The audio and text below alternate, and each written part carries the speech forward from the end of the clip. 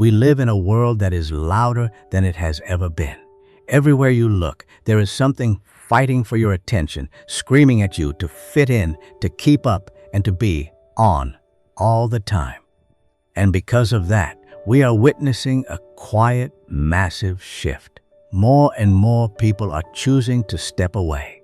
They are choosing isolation. Now, the world will tell you that there is something wrong with that. Modern society wants you to believe that if you prefer your own company, you must be lonely, bitter, or broken. But let me give you a hard truth from here on the porch. Choosing to isolate yourself right now isn't a sign of weakness. It is a deeply justified act of survival. It's not that you are losing your mind. It's that you are finally protecting your soul from a world that has forgotten how to be quiet. I'm reminded of a neighbor I had years ago, a man named Arthur. For as long as anyone could remember, Arthur was the heartbeat of our little community. He was at every neighborhood barbecue, always cracking jokes, always smiling, always forced to be on. He was the guy everyone went to when they needed a laugh. But then, after a devastating personal loss, something shifted. Arthur just disappeared behind his front door. He pulled the curtains shut. Week after week, his truck sat unmoved in the driveway. The neighborhood started whispering. People said he was giving up on life, that he was sinking into a dark place, and that someone needed to go drag him out. I'll admit, I was worried too. We are taught to view withdrawal as a red flag. But a few months later, early one morning, I saw him. He was sitting on his porch, holding a mug of coffee, just watching the sunrise. There was no sadness in his posture. Instead, there was a profound, unshakable peace radiating from him, a stillness I hadn't seen in him in decades. It hit me right then. Arthur hadn't hidden away to die. He hid because his soul's natural defense mechanism had kicked in, just like a wounded creature in the wild that retreats into a quiet cave.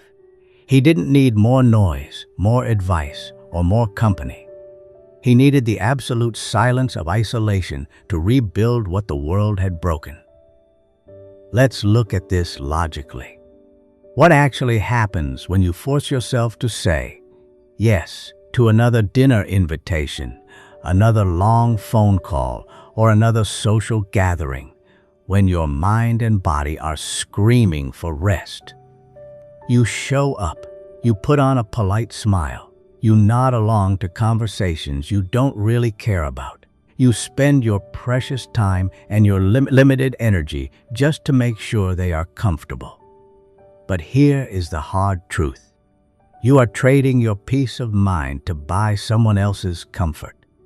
And it's a terrible deal.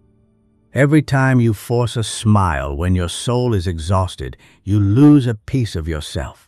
When the night ends and you finally get back to your quiet house, you aren't refreshed. You are completely empty. Your time is gone, your energy is spent, and your personal space has been flooded with other people's noise. You cannot keep pouring from an empty cup. If you don't set a boundary and step away to protect your own space, the world will happily drain the last drop of who you are.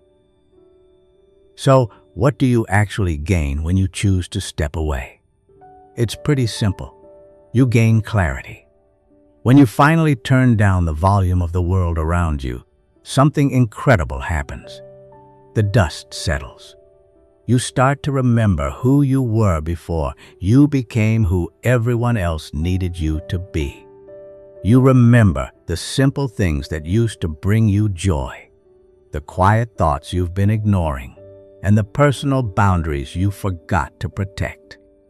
This quiet time isn't a punishment, and it's not a lonely island. Think of it as a recovery room.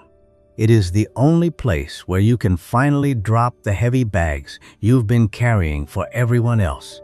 Take a deep breath and rebuild your own strength. It is where you stop living for the crowd and start living for yourself again.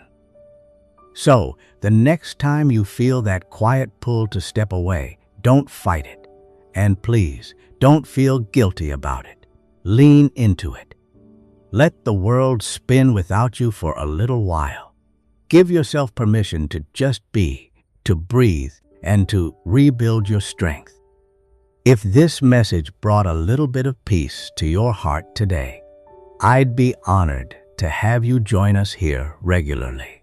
Take a moment to subscribe to the channel. It helps us grow this quiet corner of the internet for folks like us who appreciate the value of stillness. And don't forget to share your own story in the comments below. I read every single one, and I'd love to know how you protect your own space. Thank you for stopping by the Silver Porch. Take good care of yourself. Keep that inner fire burning, and I'll see you in the next twilight.